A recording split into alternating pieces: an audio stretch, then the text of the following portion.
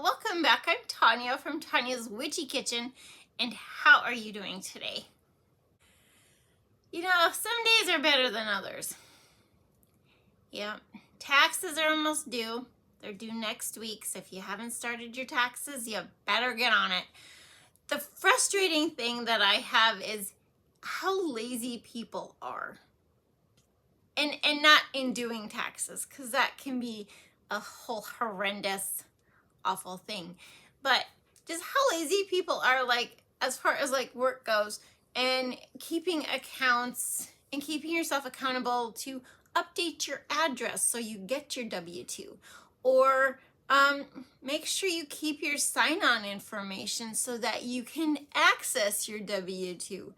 You know, like my brother-in-law was telling me how his girlfriend's daughter or whatever, she couldn't access her W-2 one year because they signed her out of the account. And it's like, no, you create accounts.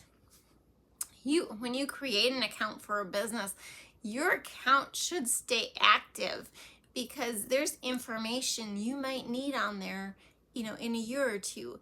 And I don't know anybody who, like, we always encourage our employees to, you know, update their information, update your email address. You know, you have the access to change all that and keep it updated so that you can access everything you need even down the road. So, yeah. So that's always a fun thing, because after the first of the year, right, January 15th, and everybody's trying to access their information and they can't access it. And it's like, well, I'm sorry. You know, well, am I going to get it at my new address? Well, I don't know. Did you update your address? You know, it's kind of this accountability. It's being responsible for your own stuff.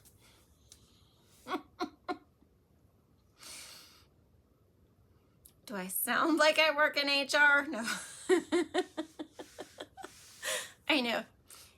And then it's just like, oh, you just got to be compassionate, and you just got to be, you know, understanding, and, you know, everybody's busy. But on the other hand, it's like, you know, you're going to need your W-2 to file your taxes, you know. I mean, literally, still emails. I can't access my account. I'm sorry. Can you just email it to me? No. And then people wonder why they get hacked or somebody files their taxes for them, right? I'm telling you, that furnace hasn't turned on all day. And then now it's like, oh, she's doing a video. Let's just bug her. Yeah.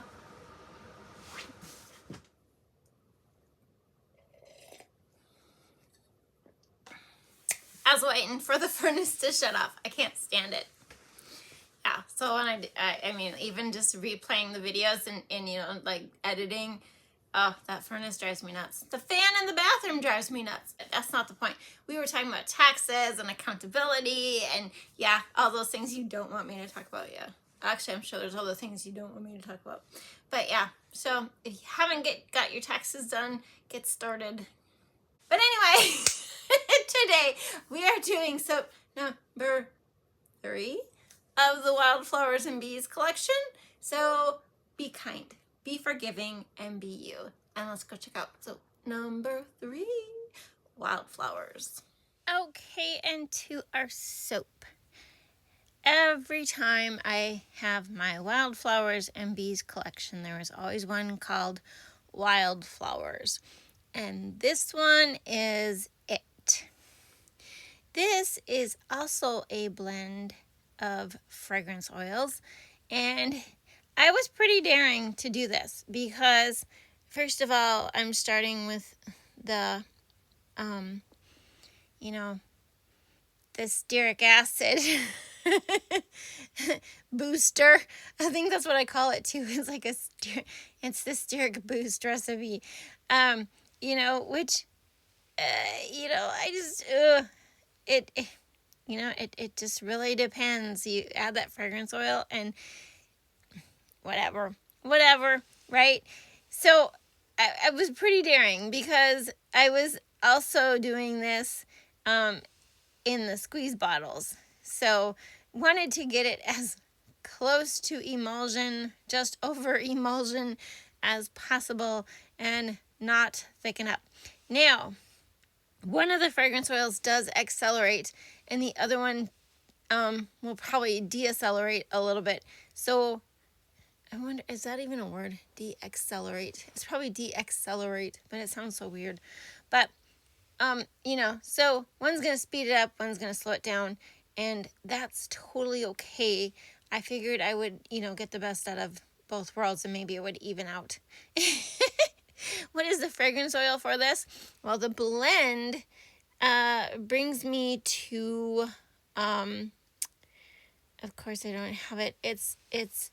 I'm not sharing it. It's a floral. It's an herbal floral with some champagne sparkling effervescent notes. Yes.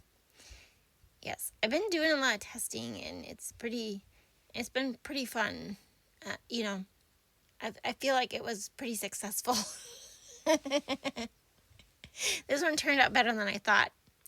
But anyway, so each color has approximately 10 ounces, give or take. And I was smart this time. I didn't do it like I did the random sass soaps. I mixed it in the container and then poured it into the bottles. Yeah, it doesn't mix up very well when you try and mix it in the bottle. I did not have very good luck with that. And you've seen my recipes when they sit just a little too long. I just can't win. It's either I heat them up right before I do it, and then my oils are just over 110, and it's a whole thing. It's a whole thing. So the very first purple I had was, must have been Purple Rain by Brambleberry. And that second one, that really darker one, was Vineyard by Mad Micas. And then the white the batter, plain batter, does have titanium dioxide in it. So as you can see, I'm starting off very fluid, which is great. Titanium dioxide will speed up the thickening process, taking it to a thicker trace. It will speed up the soap a little bit, but didn't care. I wanted it white. My favorite flowers are anything that's a weed. As a kid, I loved weeds. I loved dandelions. I loved anything that grew on our farm. I know I've told you this before. I used to transplant the weeds. They didn't really grow back very well. Nope. My dad used to get after me. He'd be like, look at all the dandelions in your yard. And I'm like, yeah, and? I like them. It's about the only flower I can grow some days. I mean, my garden didn't do too bad last year at all. And for Easter, we got my kids got barely anything. My grandkids, we got them these little seed pellets where you fill them up. It's like your own little garden. You start your seeds, So my grandson has like 2,000 seeds. Oh, he's probably got more than that. He's got a whole little Ziploc sandwich bag full of dill seeds. So he's telling my husband that he's gonna plant dill in his. And my husband was all mad. And I'm like, hey, you can't tell him what to plant. If he wants to plant all those dill seeds, hey, at least I'd have a lawn. That furry carpet when they first come out, and they're like, it's the dill weed, Hey, that'd make a pretty good lawn. You just have to keep mowing it, and then you would just have that velvet carpet. Yeah. I should try that. Actually, that's how my garden grows. But anyway, so constantly overlaying the soap batter on top of each other in like a button. I don't know. It's a cool design. I've seen it done, like I said, in the random sass ones. I did this with mint mojito, or was it mojito? I don't know. Burrito? Mojito burrito? We still have that bowl. I don't know how much longer because I think he's not doing well.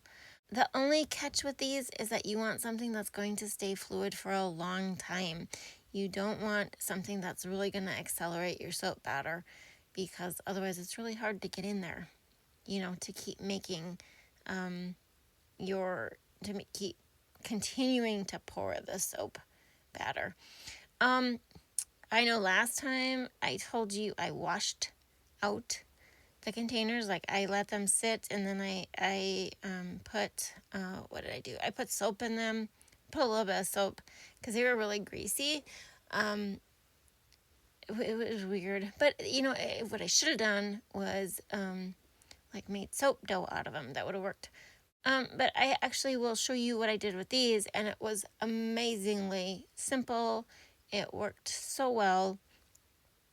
And yeah, but that's for, after we cut these things.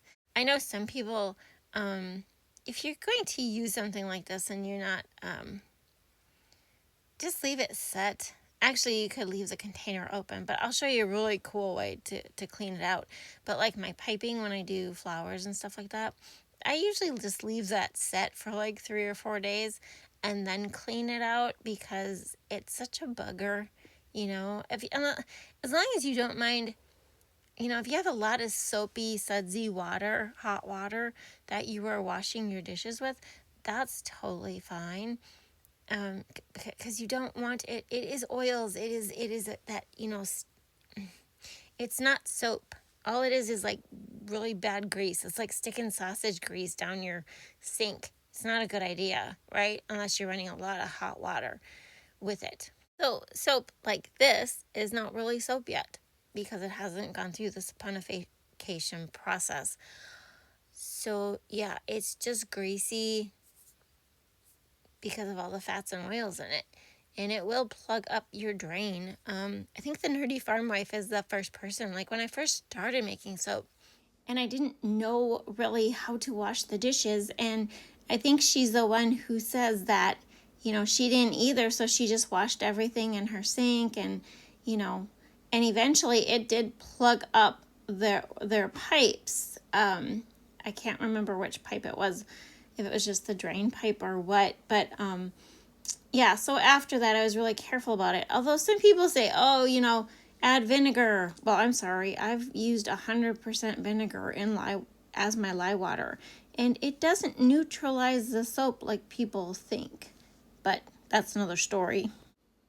And here they are after being C-popped and gelled. I think I do actually steam off that soda ash on top.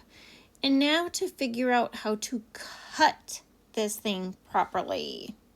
But another easy way to do this is to lay your ruler at a sideways slant.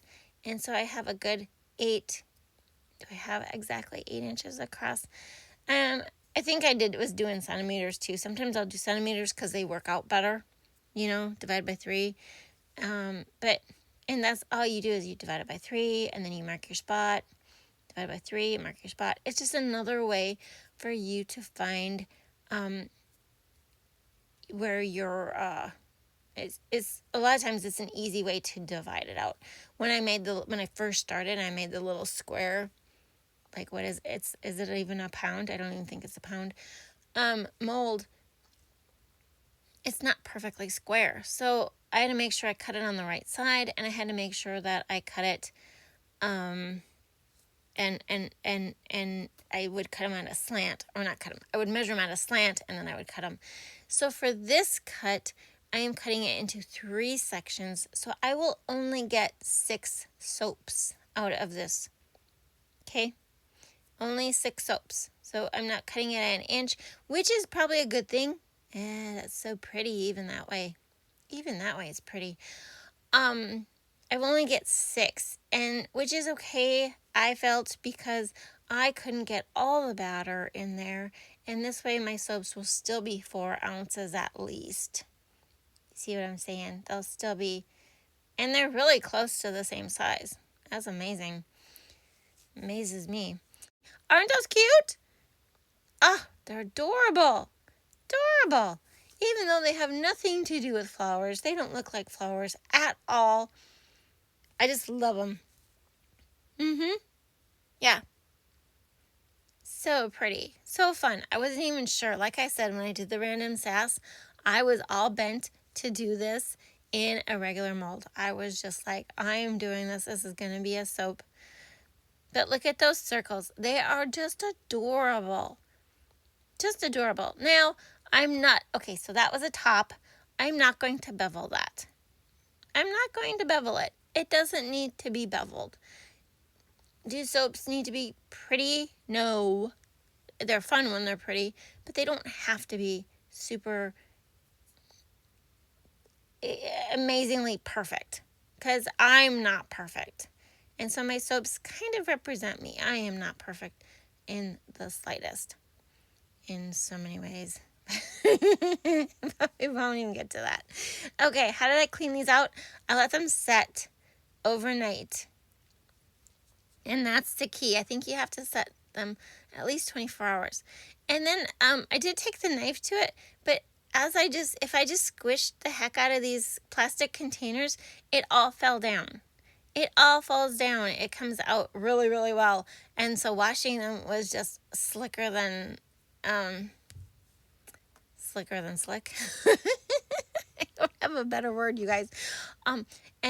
And you see that one right there? Yep, that's soap dough. So I just take the stuff in the container and squish it up really, really well. And I have soap dough. But I do package it like into 2 or 3 more bags, because you don't want the air to get in there, right? You can't just leave it out in the saran wrap. It'll turn into soap. It'll turn into total soap. This is how I did it. This is how I got my purple and white soap dough. If it ever comes out in the future, now you'll know why. Anyway, here are the soaps right after I cut them. And here are the soaps when they are totally cured. So pretty. And as always, I hope you had a good time. Thank you for dropping by, and I will see you next time. And God bless.